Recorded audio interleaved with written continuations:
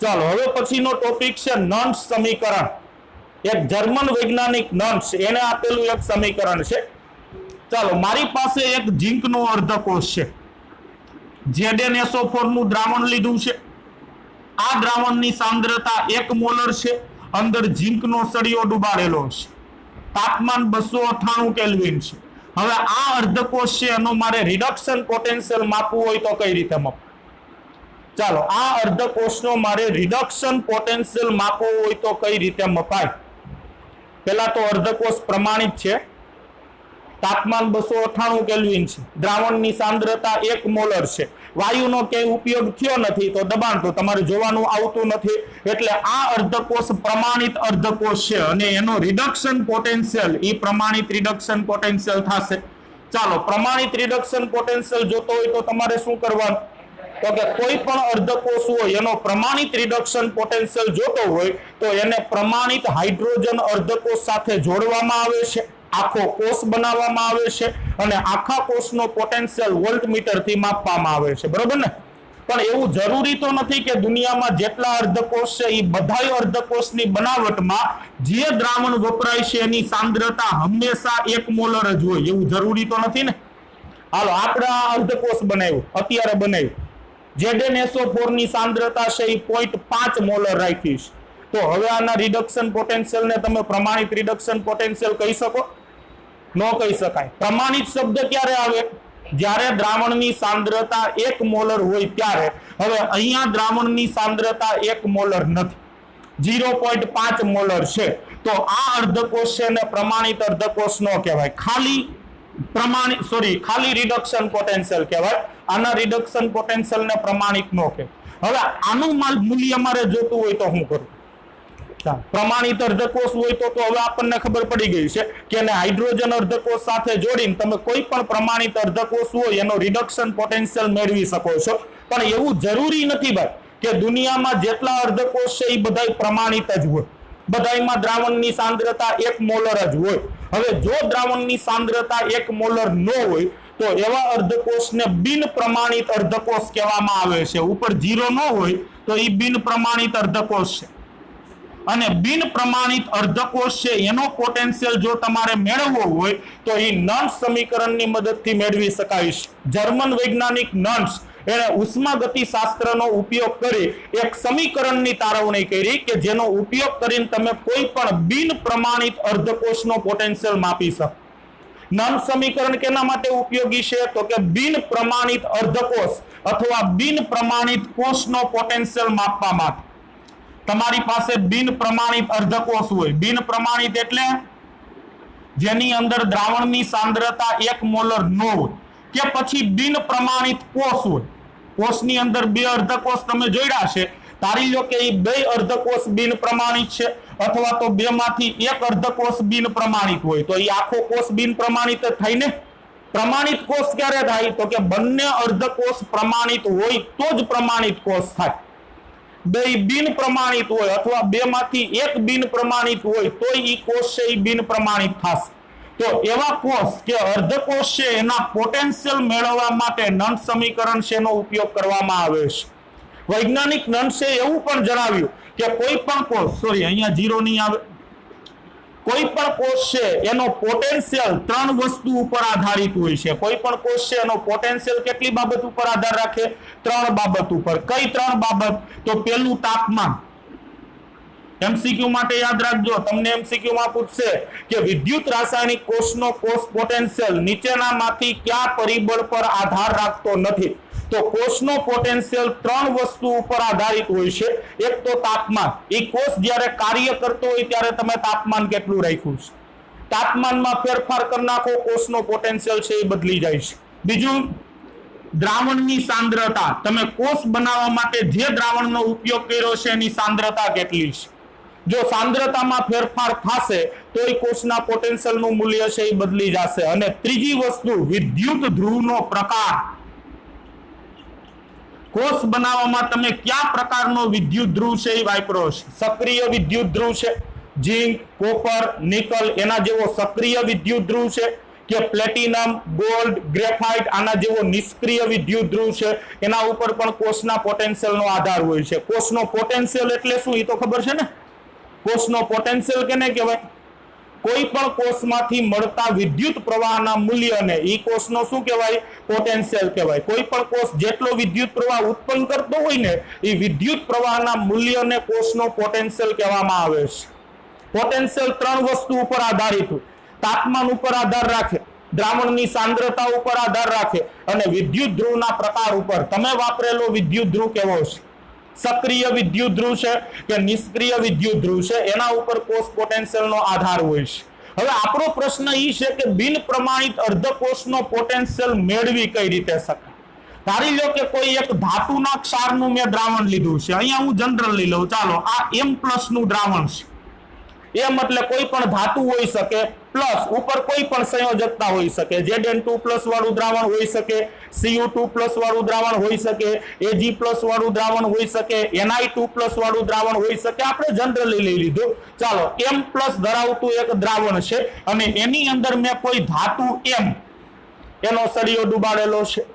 હવે આ દ્રાવણની જે સાંદ્રતા છે, મોલારિટી છે, એ ધારી લો કે 1 નથી, એટલે કે કોષ બિન પ્રમાણિત છે. હવે આ અર્ધકોષનો મારે પોટેન્શિયલ જોતો હોય તો નંદ છે એને તો સમીકરણની તારવણી કરેલી છે ઉષ્માગતિશાસ્ત્રને આધારે, પણ આપણે સમીકરણ તારવવું નથી.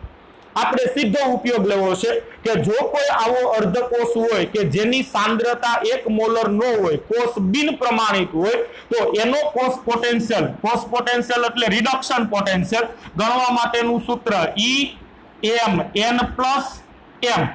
અહીંયા હું n કરી નાખું, કારણ કે હંમેશા સંયોજકતા એક જ હોય એવું જરૂરી નથી. n+ કરી નાખું એટલે +1 હોય, +2 હોય, +3 જે કોઈ હોય.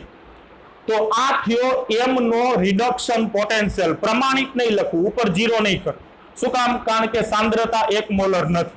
આનું મૂલ્ય તમારે જોતું હોય તો બરાબર E0. અહીંયા તમારે પ્રમાણિત મૂલ્ય મૂકવાનું થશે.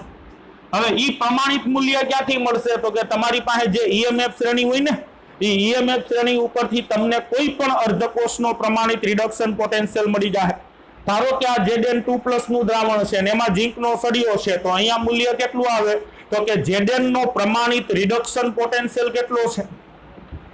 ઝીંકનો પ્રમાણિત રિડક્શન પોટેન્શિયલ -0.76 વોલ્ટ. તો તમારે અહીંયા ઈ મૂકવાનું થશે.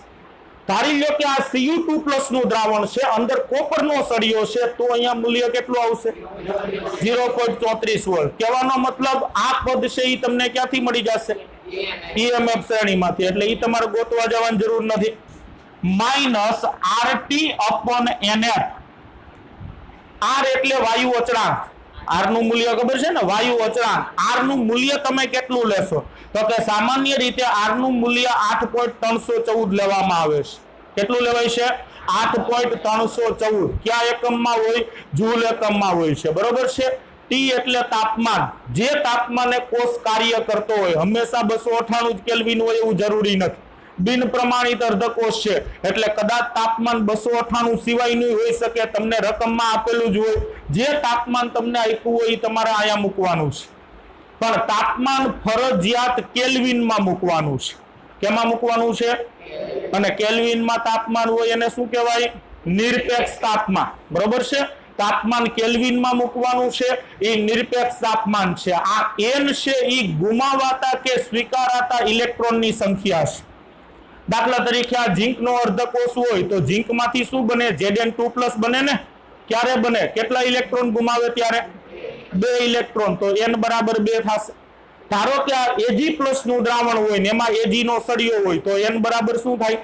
1. કારણ કે Ag+ 1 ઇલેક્ટ્રોન સ્વીકારે, અથવા તો Ag 1 ઇલેક્ટ્રોન ગુમાવે ત્યારે Ag+ બને છે. એટલે આ n છે એ ઇલેક્ટ્રોનની સંખ્યા છે અને F છે એ ફેરેડે અચળાંક છે. માઇકલ ફેરેડે આપેલો અચળાંક F છે એ ફેરેડે અચળાંક છે. એનું મૂલ્ય ફિક્સ જ હોય છે. એનું મૂલ્ય એક્ઝેક્ટ મૂલ્ય છે 96487. 96487 કુલમ પ્રતિ મોલ. એટલે આ ફેરેડે અચળાંક. આને યાદ રાખજો, આનું મૂલ્ય ફિક્સ જ હોય. તમારે આનું મૂલ્ય હંમેશા 96487 મૂકવાનું છે. જો તમને રકમમાં કીધું હોય કે F બરાબર 96,500 કુલંબ લો તો જ તમારે F નું મૂલ્ય 96,500 લેવાનું રાઉન્ડ ફિગરમાં. ક્યારેક JEE નીટની અંદર ગણતરીને સરળ બનાવવા માટે એ લોકો સામેથી કહી દે છે કે ફેરેડે અચળાંક 96,500 લેવો. JEE નીટની એક્ઝામમાં ઈ જ લેવું આપણે 96,500. પણ ગુજરાત બોર્ડની એક્ઝામમાં કેલ્ક્યુલેટર હોય ને આપણી પાસે, કેલ્ક્યુલેટર એલાઉડ કરે છે. એટલે ગુજરાત બોર્ડની કોઈ પણ એક્ઝામમાં F નું મૂલ્ય 96,487 કુલંબ લેવાનું છે. આટલું સમજાઈ ગયું. હજી આગળ અહીંયા ln એટલે ખબર પડે, ln નેચરલ લોગ છે. નેચરલ લોગ ખબર પડે ને, લોગ જોતા ફાવે છે, આવડવું જ જોઈએ. શીખવાડ્યું તું આપણે ઉષ્માગતિ શાસ્ત્રમાં કે નોટ શીખવાડ્યું? તો ઉષ્માગતિ શાસ્ત્રના દાખલા નોટ થયા સાવંત સાહેબે કરાવ્યા હતા. હા, ત્યાં આપણે લોગ આવતા હતા. વાંધો નહીં, જોઈ લેશું લોગ, કારણ કે લોગ ની અહીંયા જરૂર પડશે. ln છે એ નેચરલ લોગ્સ. આના દાખલામાં હું શીખવાડી દઈશ. અહીંયા ઉપર નિપજની સાંદ્રતા છેદમાં પ્રક્રિયકની સાંદ્રતા. આ મોટો કૌંસ શું બતાવે ભાઈ? સાંદ્રતા તો ઘણા એકમમાં હોય, મોલારિટી, ફોર્માલિટી, નોર્માલિટી, મોલાલિટી, મોલન્સ ને. એમાંથી કયા એકમમાં ગણવી? મોલારિટીમાં. મોટો કૌંસ હંમેશા મોલારિટીમાં સાંદ્રતા બતાવે. આ વસ્તુ યાદ રાખજો. કોઈ પણ પદાર્થની આસપાસ મોટો કૌંસ હોય તો એ હંમેશા મોલારિટીમાં સાંદ્રતા બતાવે છે. આ સમીકરણ છે અને નંદ સમીકરણ કહેવામાં આવે છે. નંદ સમીકરણ વૈજ્ઞાનિક નંદ છે, ઉષ્માગતિ શાસ્ત્રના સિદ્ધાંતોને આધારે તાર્યું છે. અને આ સૂત્રની મદદથી કોઈ પણ બિન પ્રમાણિત અર્ધકોષ હોય, બિન પ્રમાણિત એટલે એ પ્રમાણિત ન હોય. પ્રમાણિત ન હોય એમ ક્યારે ખબર પડે? તો કે કા દ્રાવણની સાંદ્રતા 1 મોલર ન હોય, કા તાપમાન 298 કેલ્વિન ન હોય. આવા બિન પ્રમાણિત અર્ધકોષ માટે રિડક્શન પોટેન્શિયલ ગણવા માટેનું આ સૂત્ર છે. હવે આ નિપજ છેદમાં પ્રક્રિયક એનું શું કરવાનું? તો કે રિડક્શન પોટેન્શિયલ તમારે ગણવો છે ને, તો આ અર્ધકોષમાં થતી રિડક્શન પ્રક્રિયા લખો ભાઈ. અર્ધકોષમાં થતી રિડક્શન પ્રક્રિયા. રિડક્શન એટલે ઇલેક્ટ્રોન સ્વીકારવો. અંદર કોણ છે? Mn+ છે. ધન આયન હોય ઈ જ ઇલેક્ટ્રોન સ્વીકારે ને. દ્રાવણમાં કોણ છે? Mn+. કેટલા ઇલેક્ટ્રોન સ્વીકારશે? n electron. ઉપર જેટલો ધન વીજભાર હોય એટલા ઇલેક્ટ્રોન સ્વીકારે. ચાલો, Mn+ n ઇલેક્ટ્રોન સ્વીકારે તો એમાંથી શું બનશે? m. ઉપરનો વીજભાર દૂર થઈ જાય ને. હાલો, આમાં નો ખબર પડે તો Zn2+ હોય ભાઈ, ઈ કેટલા ઇલેક્ટ્રોન સ્વીકારે? શું કામ? 2. આયા 2 છે એટલે આ 2 ઇલેક્ટ્રોન સ્વીકાર્યા. એમાંથી શું બની જાય? જી. આ મેં જનરલ સમીકરણ લખ્યું છે, આ ઉદાહરણ આપ્યું છે. અહીંયા m એટલે કોઈ પણ ધાતુ આયન છે એ હોઈ શકે, Cu હોય, Ag હોય, Ni હોય, કોઈ પણ ધાતુ આયન છે એ હોઈ શકે. એટલે આ મેં રિડક્શન પ્રક્રિયા લઈ. હવે રિડક્શન પ્રક્રિયામાં જુઓ જી, નિપજ બરાબર શું છે? નિપજ શું છે? m. પ્રક્રિયક શું છે? Mn+. ઇલેક્ટ્રોન ને તો આપણે ગણતા જ નથી, એટલે આ જ સમીકરણ હું પાછું લખું, પણ આ પ્રક્રિયા માટે, એટલે કે આ અર્ધકોષ માટે લખું છું. Emn+ m બરાબર E0 Mn m RT/NF ln ઉપર નિપજ એટલે કે m ની સાંદ્રતા અને છેદમાં પ્રક્રિયક Mn+ ની સાંદ્રતા. આવું થશે. હવે m એટલે ધાતુ છે અને ધાતુ હંમેશા કયા સ્વરૂપે હોય? ઘન સ્વરૂપ. મર્ક્યુરીને બાદ કરતા મર્ક્યુરી એક જ પ્રવાહી છે, બાકી આવર્ત કોષ્ટકની બધી ધાતુ સામાન્ય તાપમાને ક્યાં સ્વરૂપે હોય? ઘન સ્વરૂપે જ હોય છે. હવે ઘન પદાર્થની સાંદ્રતા શું હોય ખબર છે? એની ઘનતા. ઘનની સાંદ્રતા તેની ઘનતા હોય છે.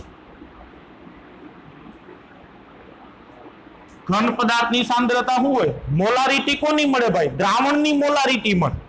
હવે તમને લોખંડનો સળિયો આપી દેવામાં આવે ને એમ પૂછે કે આની મોલારિટી કેટલી, તો ઘન પદાર્થને મોલારિટી નો, ઘન પદાર્થ, શુદ્ધ ઘન પદાર્થ હોય એની સાંદ્રતા એની ઘનતા ગણાય છે. અને ઘનતા છે એ દળથી સ્વતંત્ર હોય છે. નાની એવી ખીલી આપવામાં આવે એમાં એફીની જેટલી ઘનતા હોય, મોટો સળિયો હોય તો એમાં એફીની ઘનતા એટલી જ. ઘનતાને દળ આરે કાંઈ લેવા દેવા નથી. ઘનતા છે એક વિશિષ્ટ ગુણધર્મ છે. ઉષ્માગતિ શાસ્ત્રમાં 2 પ્રકારના ગુણધર્મ આવ્યા, માત્રાત્મક ગુણધર્મ અને વિશિષ્ટ ગુણધર્મ. એમાં ઘનતા છે એ વિશિષ્ટ ગુણધર્મ છે. પાણીનું એક ટીપું તમારા હાથમાં હોય ને તોય પાણીની ઘનતા ત્યાં એક જ હોય, અને ગામમાં આખી નદી હાલી જતી હોય ત્યાં પાણીની ઘનતા એક જ હોય. એટલે ઘનતા છે ને જથ્થા એ કાંઈ લેવા દેવા નથી. હવે કોઈ પણ પ્રક્રિયા થતી હોય ત્યારે પ્રક્રિયક અને નિપજના જથ્થામાં ફેરફાર થતો હોય છે. પ્રક્રિયકનો જથ્થો ઘટતો જતો હોય અને નિપજનો જથ્થો વધતો જતો હોય, પણ એનાથી ઘનની ઘનતામાં કઈ ફેર પડે? ઘનતા તો અચળ જ રહેવાની છે ને. અને અચળ ઘનતાની ગણતરી ક્યારેય સૂત્રમાં ન થાય. આપણે સંતુલનમાં યાદ કરો, ઘન પદાર્થની ઘનતા કે શુદ્ધ પ્રવાહીની ઘનતાને ધ્યાનમાં લેતા નહોતા. એટલે ઘન પદાર્થની સાંદ્રતા એની ઘનતા છે, અને સામાન્ય રીતે ઘનતા એકમ ગણવામાં આવે છે. એટલે ઘન પદાર્થની ઘનતાને આપણે અહીંયા એક તરીકે લઈ લઈએ છીએ.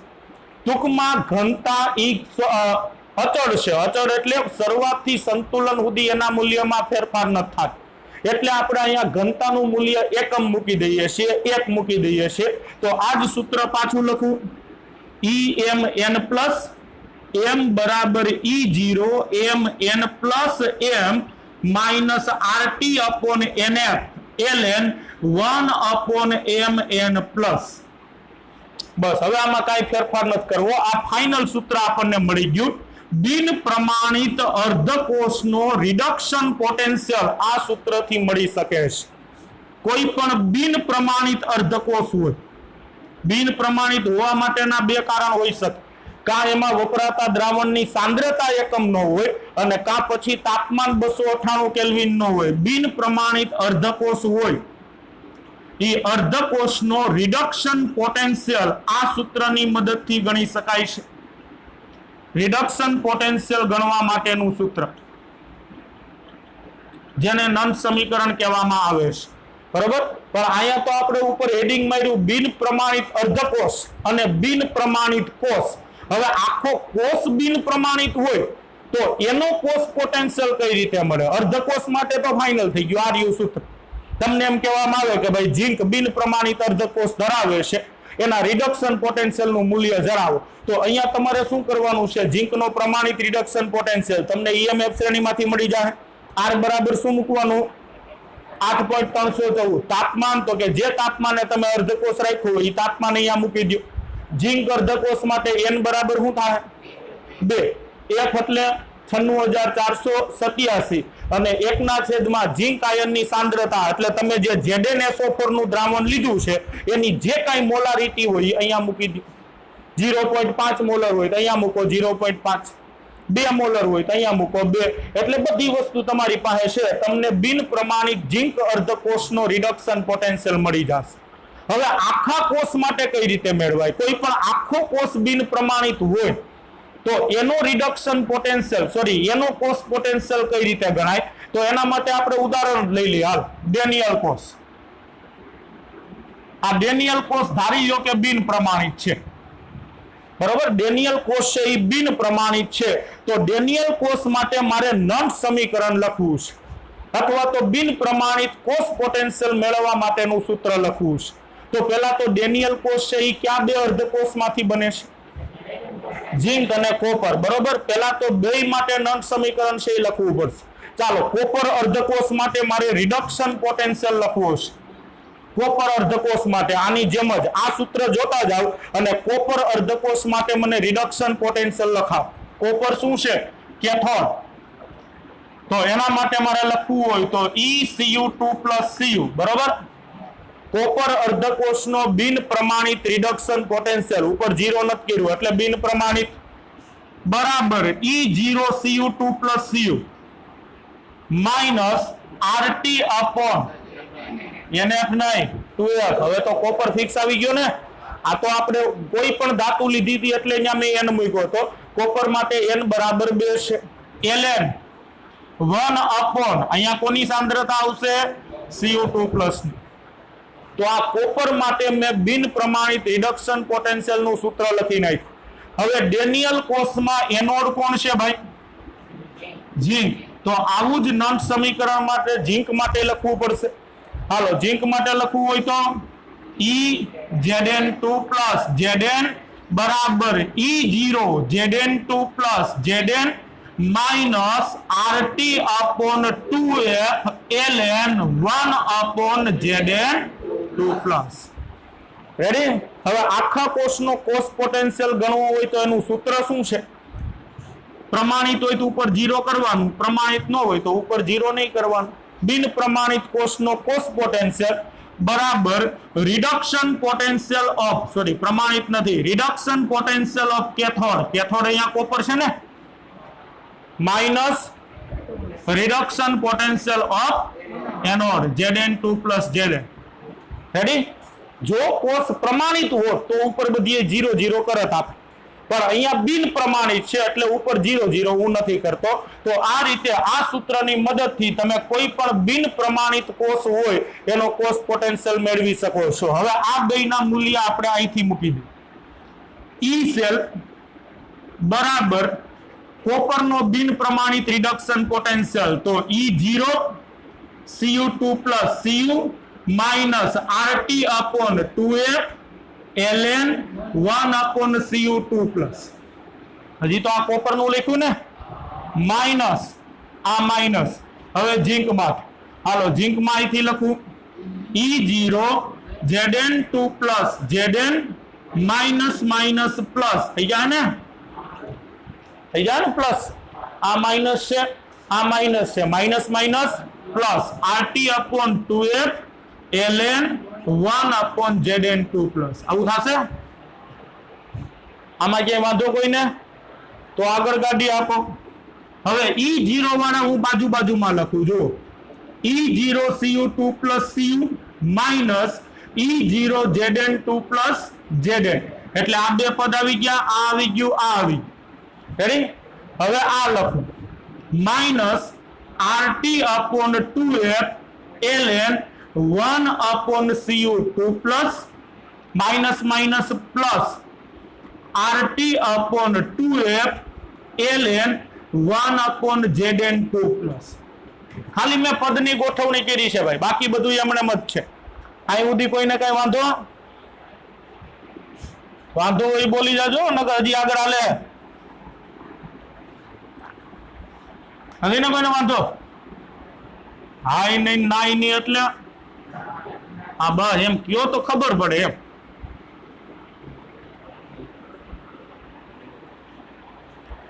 હવે આના બરાબર શું લખાય? E0 સેલ લખાય પ્રમાણિત reduction potential of copper minus પ્રમાણિત રિડક્શન પોટેન્શિયલ ઓફ ઝીંક. તો E સેલ બરાબર E0 સેલ, એટલે આના બરાબર મેં લખી નાખ્યું E0 સેલ. માઇનસ નિશાની બહાર કાઢ લઉં, RT/2F બહાર કાઢ લઉં, તો કૌંસમાં શું વધશે? ln 1/Cu2 + અહીંયા માઇનસ 1/, ln 1/Zn2 +. આવું થશે? હવે લોગનો એક નિયમ, જો બે પદ ગુણાકારમાં હોય ln x + ln y આવું હોય તો આનો મતલબ થાય ln x * y, બરાબર? પણ જો બે પદ બાદબાકીમાં હોય ln x - ln y તો આનો મતલબ થાય ln x/y. જો વચ્ચે પ્લસ હોય તો બે પદ ગુણાકાર અને વચ્ચે માઇનસ હોય તો બે પદ ભાગાકારમાં. પેલું પદ અંશમાં, છેદમાં બીજું પદ. આનો ઉપયોગ આમે કરી શકો અને આમે કરી શકો. તમને આ રીતે આપ્યું હોય તમે આ રીતે લખી શકો છો, અને આ રીતે આપ્યું હોય તો આ રીતે લખી શકો છો. હવે અહીંયા શું છે? ln 1/Cu2 + minus ln 1/Zn2 +. તો શું થાય?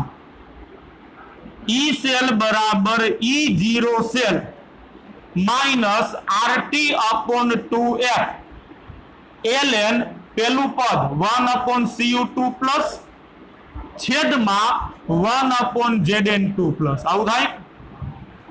અંશનો છેદ ક્યાં આવશે? છેદમાં, અને છેદનો છેદ ક્યાં જશે?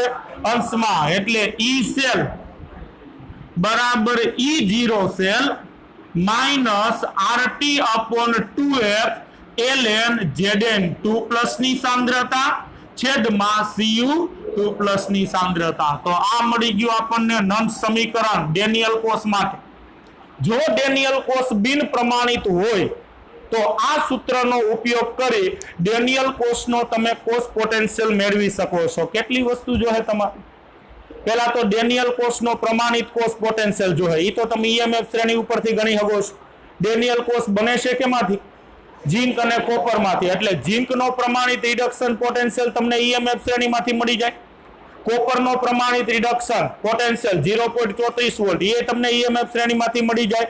આ સૂત્રનો ઉપયોગ કરો. પ્રમાણિત reduction potential of cathode minus પ્રમાણિત રિડક્શન પોટેન્શિયલ ઓફ એનોડ, એટલે એના ઉપરથી તમને કોષનો પ્રમાણિત કોષ પોટેન્શિયલ મળી જાય. આ તમને ઈએમએફ શ્રેણી ઉપરથી મળી જશે. આર ફિક્સ જ કેટલું? 8.314. તાપમાન તો કે જે રકમમાં આપ્યું હોય એ પ્રમાણ. 2 એમએમ ડેનિયલ કોષ છે એટલે 2.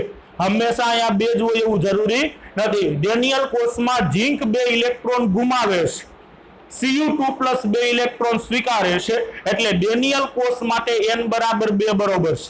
પણ બીજા કોષ હોય તો ત્યાં તમારે ઇલેક્ટ્રોનની સંખ્યા જોવી પડે. f નું મૂલ્ય ફિક્સ જ. f એટલે હું? ફેરેડે અચળાંક, અને એનું મૂલ્ય કેટલું લેવાનું? 96487 કુલમ. હવે ડેનિયલ કોષ બનાવવા માટે તમે 2 દ્રાવણનો ઉપયોગ કર્યો હશે ને. એક ઝિંક સલ્ફેટનું દ્રાવણ હોય એની મોલારિટી અંશમાં મૂકી દો. કોપર સલ્ફેટનું દ્રાવણ હોય એની મોલારિટી છેદમાં મૂકી દો. આ એલેન નું શું કરશો? તો કે એલેન ઈ નેચરલ લોગ છે. લોગ ટેબલ ની અંદર એલેન ના મૂલ્ય જોઈ શકાતા નથી. તો પછી એલેન ને કેમાં ફેરવવા પડે? લોગ માં ફેરવવા પડે. અને એલેન ને લોગ માં ફેરવવા માટે 2.303 બરોબર છે. હવે જુઓ, આમાં અમુક વસ્તુ તો હંમેશા ફિક્સ જ આવવાની છે. ગમે એ પ્રકારનો કોષ હોય, આર તો બદલાવાનો જ નથી, એટલે આર ફિક્સ જ છે. તાપમાન તો કે મોટા ભાગના કોષમાં તમને તાપમાન 298 આપેલું હશે. જો 298 નહીં આપેલું હોય તો આપણે આ સૂત્ર મૂકશું. પણ અત્યારે આપણે એક શક્યતા લઈ લઈએ. ધારી લો કે તાપમાન 298 કેલ્વિન, એટલે આર બરાબર 8.314 જૂલ પર કેલ્વિન ઇન્ટુ મોલ ફિક્સ કરી દઈએ છીએ. અત્યારે તાપમાન 298 કેલ્વિન ફિક્સ કરી દઈએ છીએ. બીજું આ n બદલાતું રહે એટલે એને આપણે ફિક્સ ન કરી, પણ ફેરેડે 96487 કુલમ એ ફિક્સ થઈ ગયું. બીજું, દરેક વખતે તમારે એલએન ને લોગમાં ફેરવવું જ પડશે. એલએન છે ને તો લોગમાં ફેરવવું જ પડશે ને, કારણ કે એલએન સીધા તો તમે જોઈ શકવાના નથી. હવે એલએન ને લોગમાં ફેરવવા માટે શું કરશો? 2.303. તો એ વસ્તુ ફિક્સ જ છે. હાલો, એલએન છે એની જગ્યાએ તમે 2.303 લોગ કરશો, એટલે આટલું વસ્તુ ફિક્સ જ છે. તો આટલાનું એક મૂલ્ય જ મેળવી લઈએ આપણે. આર એટલે કેટલું? 8.314. તાપમાન કેટલું રાખી? 298 કેલ્વિન. n ને ભેગું નથી લેતા, n બાર કાઢ નાખી, કારણ કે એ બદલાતું રહે. ફેરેડે અચળાંક કેટલો? 96487. અને હજી ભેગું શું આવશે? 2.303. હવે કોઈ પાસે કેલ્ક્યુલેટર હોય હિસાબ કરો જી આટલું.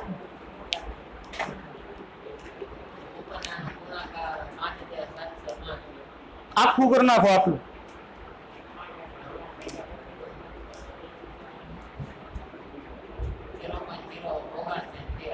.059 રાખી, ઈ આંકડો સારો છે,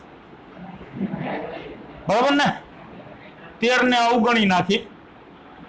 ફિઝિક્સ વાળા આખા દાખલા અવગણે, આપણે એટલું તો અવગણી નાખી 13 જાતું કરી દે. હાલ, તો આટલાનું મૂલ્ય ફિક્સ થઈ ગયું 0.059. તો હવે નંદ સમીકરણ હું પાછું લખું છું. જો ઈ સેલ બરાબર E0 સેલ માઇનસ અહીંયા હું કરી નાખું 0.059 છેદમાં n. હજી હમણાં છે ને ln નું શું થઈ ગયું? લોગ. અહીંયા Zn2+ ની સાંદ્રતા છેદમાં Cu2+ ની સાંદ્રતા. તો આ થઈ ગયું હેલું. જો આર ને એ બધું નીકળી ગયું, ફેરેડે અચળાંક ને બધું. પણ આ સૂત્રની એક મર્યાદા છે. સૂત્ર તમે ત્યારે જ વાપરી શકો જ્યારે તાપમાન 298 કેલ્વિન હોય. આગળ તમને એમ કીધું હોય કે નીચેનો કોષ 320 કેલ્વિન તાપમાને કાર્ય કરે છે, તો આ સમીકરણને અડવાન થતું નથી. તો પછી આપણી પાસે છે ઈ જ. અહીંયા તમારે t બરાબર શું મૂકવાનું થશે?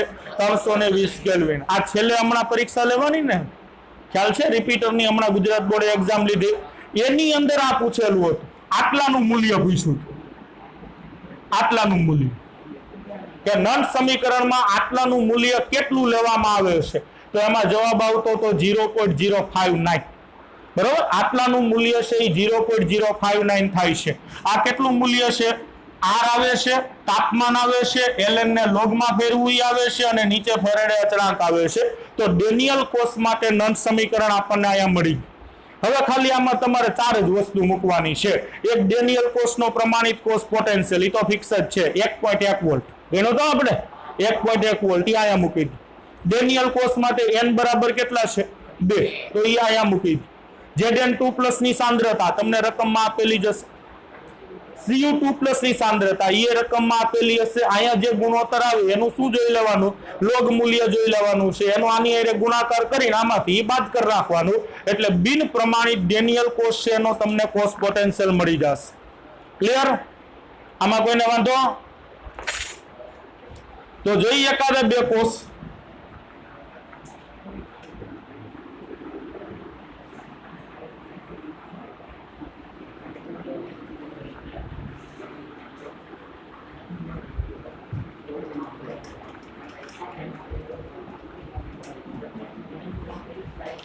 ચાલો હવે બબે માર્કમાં શું થયું છે કોઈને કઈ પ્રોબ્લેમ ચાલો બબે માર્કમાં હવે કેવા પ્રશ્નો પૂછાય છે જો એક કોષ આપે છે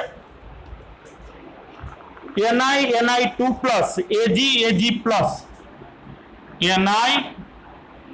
Ni2+ aqueous ક્ષાર સેતુ Ag+ aqueous Ag ચાલો આ કોષ માટે ધારી લો કે કોષ બિન પ્રમાણિત છે અને આ કોષ માટે તમારે નંદ સમીકરણ લખવાનું છે ભાઈ કઈ રીતે લખશો બોલ પેનથી લખાવેલું છે ને જેનાથી લખાય ચાલો કોઈ પણ કોષ હોય એના માટે તમારે નંદ સમીકરણ લખવું હોય ને એટલે પહેલું કામ શું કરવાનું ખબર છે ઈ કોષમાં થતી પ્રક્રિયા લખવાની જો સીધો કોઈ નંદ સમીકરણ દાબેડવા જાય ને ભૂલ કરશે એટલે પહેલું કામ તમારે કોષમાં થતી પ્રક્રિયા મેળવવાની છે રેડોક્સ પ્રક્રિયા પછી જ આગળ હાલવાનું છે સીધું નંદ સમીકરણ લખવા જાઓ ભૂલ થાય ચાલો કોષમાં થતી પ્રક્રિયા જોતી હોય તો એના માટે પહેલા એનોડની પ્રક્રિયા લખો પછી કેથોડની પ્રક્રિયા લખો ઇલેક્ટ્રોનની સંખ્યા સરખી કરીને સરવાળો કરો રેડોક્સ પ્રક્રિયા લખો ચાલો એનોડ કોણ છે તો કે અહીંયા આપણે કોષના સાંકેતિક નિરૂપણને આપ્યું છે સાંકેતિક નિરૂપણમાં હંમેશા ડાબી બાજુ હોય ઈ શું હોય એનોડ હોય અને જમણી બાજુ હોય ઈ કેથોડ હોય આ વસ્તુ ફિક્સ જ છે એટલે એનોડ છે એ અહીંયા નિકલ છે ચાલો નિકલની ઓક્સિડેશન પ્રક્રિયા એનોડ ઉપર હંમેશા ઓક્સિડેશન થાય ને તો ઓક્સિડેશન પ્રક્રિયા લખવી છે ઓક્સિડેશન એટલે ઇલેક્ટ્રોન ગુમાવવું નિકલ ઇલેક્ટ્રોન ગુમાવશે કેટલા ગુમાવશે તો કે Ni માંથી Ni2+ બને છે એટલે 2 ઇલેક્ટ્રોન ગુમાવશે ચાલો આ નિકલે 2 ઇલેક્ટ્રોન ગુમાવ્યા કેથોડ ઉપર રિડક્શન થશે રિડક્શન એટલે ઇલેક્ટ્રોન સ્વીકારવો ઇલેક્ટ્રોન સ્વીકારશે કોણ Ag+ કેટલા ઇલેક્ટ્રોન સ્વીકારે ત્યારે Ag બને 1 ઇલેક્ટ્રોન કારણ કે ઉપર +1 વીજભાર છે એટલે પહેલા આપણે એનોડ અને કેથોડની પ્રક્રિયા લખવાની છે લખાઈ ગઈ હવે ઇલેક્ટ્રોનની સંખ્યા સરખી છે કે નહીં જોવાનું છે નથી તો સરખી કરવી પડે એ આપણી ફરજમાં આવે છે હાલો ફરજ નિભાવો આને 2 વડે હું ગુણી નાખું છું બરાબર ને આને હા તો એમાં રાખો હાલો ને હવે તો ઇલેક્ટ્રોનની સંખ્યા હરખી ને ડાબી બાજુ જમણી બાજુ ઇલેક્ટ્રોનની સંખ્યા ઉડાડી દો મનમાં ઉડાડી દો આપણે ચેકચાક નથી કરવી ખોટી તો હવે વધ્યું એટલું લખી નાખો ડાબી બાજુ હું વધ્યું Ni+2 Ag+ એમાંથી Ni2+ +2Ag મળી ગયું સમીકરણ હવે નંદ સમીકરણ લખાય કોષ માટે નંદ સમીકરણ લખવું છે એટલે E સેલ બરાબર E0 સેલ માઇનસ RT/NF પણ n નું મૂલ્ય તમને ખબર હોવી જોઈએ હાલો અહીંયા n નું મૂલ્ય કેટલું લખશું આયા ટોટલ ઇલેક્ટ્રોન જોઈ લેવાનું કેટલા ઇલેક્ટ્રોનની હેરફેર થાય છે 2 ઇલેક્ટ્રોનની એટલે અહીંયા n બરાબર શું લખવાનું થશે 2 ln અંશમાં નિપજની સાંદ્રતા છેદમાં પ્રક્રિયકની સાંદ્રતા સંતુલન અચળાંકનું સૂત્ર આવે છે સંતુલન અચળાંક એ જ રીતે લખતા ને આપણે નિપજના છેદમાં પ્રક્રિયક. હાલો નિપજમાં કોણ છે? Na2+ અને 2Ag. હવે Ag તો ધાતુ છે અને ધાતુની સાંદ્રતા એની ઘનતા એને આપણે બતાવતા નથી એટલે ઈ નહીં લખી. Na2+ ની લખી નાખી. જે આયન હોય ને એની સાંદ્રતા લખી નાખવા. લખી નાખી. છેદમાં પ્રક્રિયકની સાંદ્રતા. પ્રક્રિયકમાં કોઈ આયન છે? કોણ છે? Ag+. તો આ Ag+ ની સાંદ્રતા. પણ Ag+ ના મોલ કેટલા છે? તો આ બગડો ક્યાં જાય? ઘાત તરીકે. જેટલા મોલ હોય ઘાત તરીકે લખવા પડે ને, એટલે અહીંયા 2 આવશે. આગળ અહીંથી સીધા ઠપકારો ને તો ખબર ન પડે કે અહીંયા 2 આવશે કે નહીં. એટલે હંમેશા પહેલા કોષ પ્રક્રિયા લખવાની અને પછી અહીંયા નિપજની સાંદ્રતા છેદમાં પ્રક્રિયકની સાંદ્રતા જે મોલ આપેલા હોય એને તમારે ઘાત તરીકે લખવાના છે. બરાબર? ચાલો એક જનરલ સમીકરણ. જે કોષમાં આ પ્રક્રિયા થતી હોય ઈ કોષનું નંદ સમીકરણ લખો. ચાલો આ પ્રક્રિયા થતી હોય એવા કોષનું નંદ સમીકરણ જોઈશ. તો આપણને સીધી જ પ્રક્રિયા આપી દીધી છે તો પછી આપણે આડાવડું ક્યાંય જવાનું જ નથી. સીધું નંદ સમીકરણ. ઈ સેલ બરાબર E0 સેલ. અહીંયા n ઇલેક્ટ્રોન આવું આપેલું હતું. આ પ્રશ્ન પૂછાણો ગુજકેટની અંદર કે આના માટે નીચેનામાંથી કયું નંદ સમીકરણ યોગ્ય છે, ત્યારે જે ડબલ તીર છે એના ઉપર n ઇલેક્ટ્રોન એવું આપેલું હતું. એટલે અહીંથી તમને ખબર પડે કે જે ઇલેક્ટ્રોનનો ફેરફાર થાય છે n છે માઇનસ RT/n ની જગ્યાએ n જ રહે. પછી અહીંયા ln અહીંયા નિપજની સાંદ્રતા. તો જે કાંઈ પદાર્થો આપેલા છે ને આપણે લઈ લઈએ. જે ઘાત આપેલી જે મોલ આપેલા છે એને ઘાત તરીકે લઈ લેવાના છે. A અને B રેસ્ટુ. તો આના માટે આનંદ સમીકરણ થઈ ગયું. તમારી બુકમાં આપેલું છે કે ભાઈ જનરલ રીતે જો કોષમાં આ રીતે પ્રક્રિયા થતી હોય તો એના માટે આ રીતે તમે નંદ સમીકરણ છે એ લખી શકો છો. આવો જ એક પ્રશ્ન. 298 કેલ્વિન તાપમાન 298 કેલ્વિન તાપમાને એક કોષનું સાંકેતિક નિરૂપણ આપેલું છે અને એના માટે તમારે નંદ સમીકરણ લખવાનું છે. ચાલો Cr એટલે ક્રોમિયમ, Cd એટલે કેવું? કેડમિયમ. Pd નથી, Cd છે. Cd એટલે કેડમિયમ. ડી વિભાગના જે તત્વો છે ને એમાં બીજી શ્રેણી છે એનું છેલ્લું તત્વ છે કેડમિયમ, 48 નંબરનું તત્વ. ચાલો હવે આના માટે નંદ સમીકરણ છે એ લખવું છે. તો કોષનું સાંકેતિક નિરૂપણ આપેલું હોય ત્યારે નંદ સમીકરણ લખવા માટે ફરજિયાત પેલા કોષમાં થતી પ્રક્રિયા અને કોષમાં થતી પ્રક્રિયા માટે એનોડ, કેથોડ અને રેડોક્સ. એનોડ, કેથોડ અને રેડોક્સ. ચાલો એનોડ ઉપર ઓક્સિડેશન. કોનું ઓક્સિડેશન થાય? ક્રોમિયમનું. કેટલા ઇલેક્ટ્રોન ગુમાવશે? 3. શું બનાવશે? ક્રોમિયમ 3+. હાલો 3 ઇલેક્ટ્રોન ગુમાવ્યા. કેથોડ ઉપર રિડક્શન. કોણ રિડક્શન પામશે ભાઈ? કેવું? કેડમિયમ. કેડિયમ નહીં, કેડમિયમ. બરોબર? ચાલો Cd2+. ઇલેક્ટ્રોન સ્વીકારવો છે તો સ્વીકારવાનું કામ તો ધાતુ આયન કરે ને. હાલો Cd2+. કેટલા ઇલેક્ટ્રોન સ્વીકારશે? 2 ઇલેક્ટ્રોન અને એમાંથી બનશે Cd. ઇલેક્ટ્રોનની સંખ્યા સરખી છે તો હવે સરખી કરવી પડશે. કઈ રીતે? આને 2 વડે, આને 3 વડે. ચાલો એનોડ વાળી પ્રક્રિયાને 2 વડે ગુણી. અહીંયા 3 ગુણ્યા 2 6 ઇલેક્ટ્રોન થઈ જશે. કેડમિયમ વાળી પ્રક્રિયાને 3 વડે ગુણો. રેડી? હવે ઇલેક્ટ્રોનની સંખ્યા સરખી થઈ ગઈ. હવે રેડોક્સ લખો. 6 ઇલેક્ટ્રોન જમણી બાજુ, ડાબી બાજુ, 6 ઇલેક્ટ્રોન જમણી બાજુ ઉડી જાય ને. તો હવે રેડોક્સ પ્રક્રિયામાં શું વધશે? 2 ક્રોમિયમ પ્લસ 3 કેડમિયમ. એમાંથી 2 ક્રોમિયમ આયન અને 3 કેડમિયમ પરમાણુ. મળી ગઈ રેડોક્સ પ્રક્રિયા. હવે નંદ સમીકરણ લખી નાખા.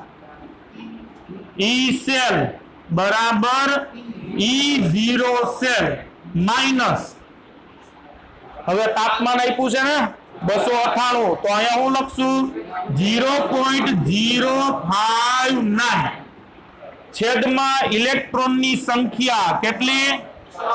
6. અહીંયા જોઈ લેવાનું 6 ઇલેક્ટ્રોન છે તો અહીંયા 6.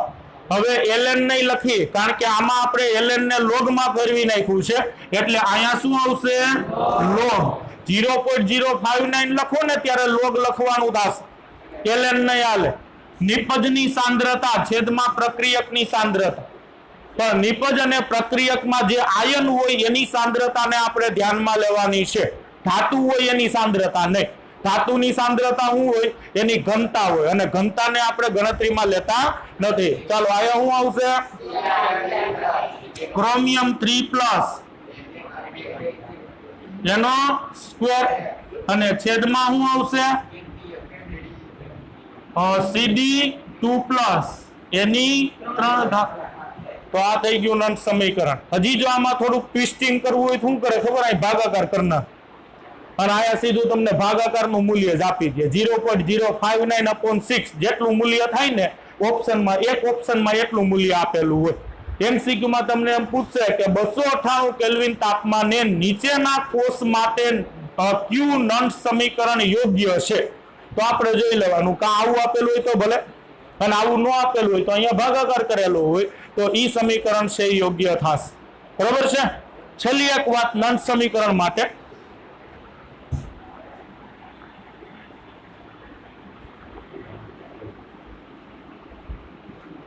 ચાલો આ પોઈન્ટ છે ને પીડીએફ માં લખેલો નથી, એટલે અહીંયા ખાસ જોજો.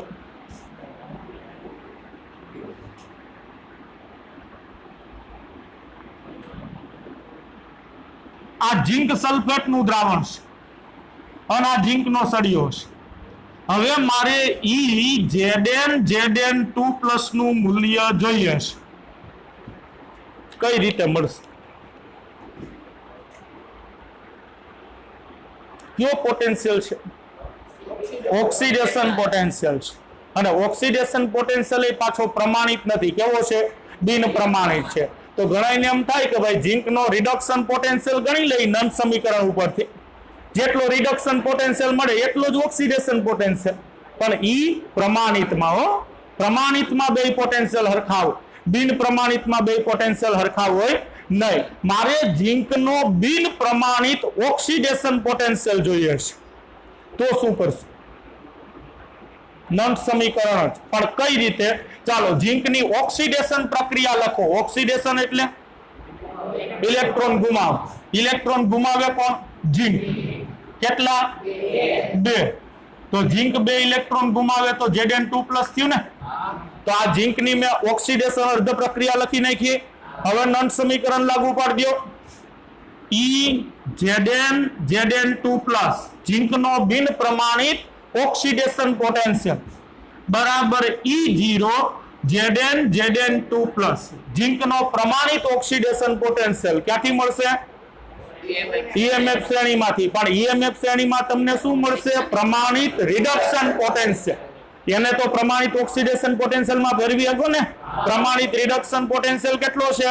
0.76 વોલ્ટ માઇનસ માં. તો પ્રમાણિત ઓક્સિડેશન પોટેન્શિયલ કેટલો થાય? +0.76 વોલ્ટ માઇનસ RT/NF. પણ n બરાબર 2, કારણ કે ઝીંક 2 ઇલેક્ટ્રોન ગુમાવે છે. ln અંશમાં નિપજની સાંદ્રતા છેદમાં પ્રક્રિયકની સાંદ્રતા. હવે જુઓ જી, નિપજમાં કોણ છે?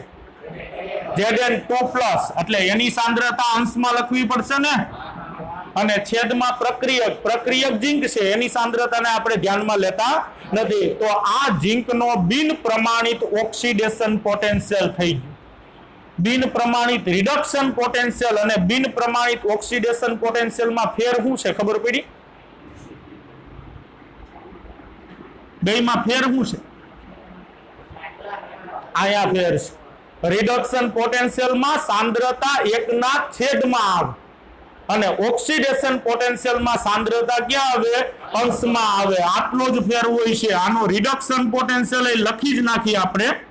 તો એના માટે રિડક્શન પ્રક્રિયા લખો. Zn2+ બે ઇલેક્ટ્રોન સ્વીકારે Zn. ચાલો આના માટે E0Zn2 plus EZn2 plus Zn ઝીંકનો બિન પ્રમાણિત રિડક્શન પોટેન્શિયલ બરાબર E0Zn2 પ્લસ Zn 0.76 પણ કેવું માઇનસમાં મૂલ્ય સીધું EMF શ્રેણીમાંથી માઇનસ RT/2F ln અને અહીંયા શું આવશે 1/Zn2 એટલે જો ઓક્સિડેશન પોટેન્શિયલ તમારે જોતો હોય બિન પ્રમાણિત તો અહીંયા સાંદ્રતા તમારે અંશમાં રાખવાની છે અને રિડક્શન પોટેન્શિયલ જોતો હોય તો સાંદ્રતા છેદમાં રાખવાની. આપણે હંમેશા આનો જ ઉપયોગ કરશું ભાઈ, રિડક્શન પોટેન્શિયલ નો જ, કારણ કે IUPAC એ કીધું ને, એટલે આપણે રિડક્શન પોટેન્શિયલ નો જ ઉપયોગ કરશું. પણ નહીં ક્યાંય બોર્ડમાં ક્યાંય કોઈ જગ્યાએ તમને પ્રશ્ન પૂછી નાખે કે ભાઈ આનો ઓક્સિડેશન પોટેન્શિયલ કઈ રીતે મેળવશો, તો મળી જાય, એમાં કઈ મોટી વાત નથી. ખાલી સાંદ્રતાનું સ્થાન તમારે બદલાવાનું છે. સાંદ્રતા જે છેદમાં છે એની જગ્યાએ ક્યાં લખવાની? અંશમાં. અંશમાં લખેલું હોય તો એ ઓક્સિડેશન પોટેન્શિયલ મળે અને છેદમાં લખેલી હોય તો રિડક્શન પોટેન્શિયલ. આ બેના મૂલ્ય સરખા હોય ના હોય? આ ક્યારેક હોઈ શકે પણ એવું જરૂરી નથી કે હંમેશા સરખા હોય. જો બે પ્રમાણિત અવસ્થામાં હોય ને તો બેના મૂલ્ય સરખા હોય છે, બાકી બિન પ્રમાણિત અવસ્થા હોય તો મૂલ્ય સરખા હંમેશા હોય એવું જરૂરી નથી. આ ક્યારેક હોઈ શકે પણ હંમેશા હોય એવું જરૂરી નથી. તો આ વાત થઈ નંદ સમીકરણ. નંદ સમીકરણના દાખલા છે એ બોર્ડમાં ઘણી પૂછાય છે, 4-4 માર્કના દાખલા પૂછાય છે. આપણા સ્વાધ્યાયની અંદર આપ્યા છે, ઉદાહરણ સ્વરૂપે આપ્યા છે. નંદ સમીકરણની મદદથી કોઈ પણ કોષનો તમે કોષ પોટેન્શિયલ ગણી શકો છો બિન પ્રમાણિત અવસ્થામાં. ઈ કોષ પોટેન્શિયલનો ઉપયોગ કરીને કોષમાં થતી પ્રક્રિયાનો મુક્ત ઉર્જા ફેરફારી મળી જાય અને કોષમાં થતી પ્રક્રિયાનો સંતુલન અચળાંક મેળવી શકો છો. જો કોષની બનાવટમાં કોઈ એસિડ દ્રાવણનો તમે ઉપયોગ કર્યો હોય તો ઈ એસિડના દ્રાવણની pH તમે ગણી શકો છો, જો તમારી પાસે કોષ પોટેન્શિયલ હોય તો. એટલે કોષ પોટેન્શિયલની ઉપયોગિતા ઘણી બધી છે. મુક્ત ઉર્જા ફેરફાર ગણવા માટે, સંતુલન અચળાંકની ગણતરી કરવા માટે, દ્રાવણની pH ગણવા માટે. પછી જે પોટેન્શિયોમેટ્રીના પ્રયોગો આવે છે, તમારે 12 સુધી તો નથી આવતા, 12મા ધોરણ સુધી પોટેન્શિયોમેટ્રીના પ્રયોગો નથી આવતા, પણ 12મા પછી કોઈ પણ જે ફિલ્ડમાં કોલેજમાં જાશો એટલે ત્યાં તમારે પોટેન્શિયોમેટ્રીના પ્રયોગો આવશે. એ પોટેન્શિયોમેટ્રીના પ્રયોગોની અંદર પણ કોષ પોટેન્શિયલ છે એ કામ આવે છે. એટલે 2 માર્કનો એક પ્રશ્ન આ છે, કોષ પોટેન્શિયલની ઉપયોગિતા જણાવો અથવા પ્રમાણિત કોષ પોટેન્શિયલની ઉપયોગિતા જણાવો. તો તમારે 4 ઉપયોગિતા આપવાની હોય. સૌથી પહેલો ઉપયોગ શું? કોઈ પણ કોષમાંથી કેટલો વિદ્યુત પ્રવાહ મળશે એના કોષ પોટેન્શિયલ ઉપરથી ખબર પડે. બીજી ઉપયોગિતા, દ્રાવણની pH ગણી શકાય છે. કોષમાં થતી પ્રક્રિયા માટે મુક્ત ઉર્જા ફેરફાર ગણી શકાય છે. કોષમાં થતી પ્રક્રિયાનો સંતુલન અચળાંક ગણી શકાય છે. પોટેન્શિયોમેટ્રીના પ્રયોગોમાં કોષ પોટેન્શિયલ છે એ ઉપયોગી છે. એટલે પીડીએફમાં એક નાનો એવો પોઈન્ટ એ પણ આપેલો છે, બરોબર. તો નંદ સમીકરણનું કામ અહીંયા પૂરું થયું. હવે આ પાઠની અંદર આપણું ચેપ્ટર જે 4 પાર્ટમાં વેચાયેલું છે ને, એમાં પહેલો પાર્ટ છે વિદ્યુત રાસાયણિક કોષ. એમાં 2 થિયરી બાકી છે. એક મુક્ત ઉર્જા ફેરફારની ગણતરી કઈ રીતે થાય એ ઉષ્માગતિશાસ્ત્ર આધારિત છે, અને એક સંતુલન અચળાંકની ગણતરી કઈ રીતે થાય એ સંતુલન ચેપ્ટર આધારિત છે. એટલે બેયની જરૂર છે અહીંયા પડશે. જ્યારે દાખલા આપણે ચાલુ કરશું આના, ત્યારે નંદ સમીકરણમાં ફરજિયાતપણે લોગની જરૂર પડવાની જ છે. એક લોગ ટેબલ ભેગું રાખજો. આપણે દાખલા આવશે ને ત્યારે લોગ જોતા હું શીખવાડી દઈશ, બરોબર. એમાં કોઈને વાંધો નહીં આવે. લોગ અને એન્ટી લોગ બે અને આવડવું જ જોઈએ તમારે. JEE નીટની એક્ઝામમાં કેલ્ક્યુલેટર અલાઉડ નથી કરતું, પણ લોગ ટેબલ છે આપે છે. તમારે લોગ ટેબલ જોતું હોય તમને આપે છે, અથવા તો તમારા પેપરની સાથે લોગના 4 પેજ છે એ જોડેલા જ હોય છે. એટલે મોટામાં મોટી ગણતરી એ તમે લોગ ટેબલને આધારે કરી શકો છો. દાખલા જોશું ત્યારે જોઈ લેશું. હવે આની અંદર ખાલી 2 થિયરી બાકી રહી છે આ પાર્ટની અંદર. પછી આખા પાર્ટના દાખલા છે આપણે જોઈ લેશું, બરોબર. અહીંયા સુધી રાખીએ હાલ.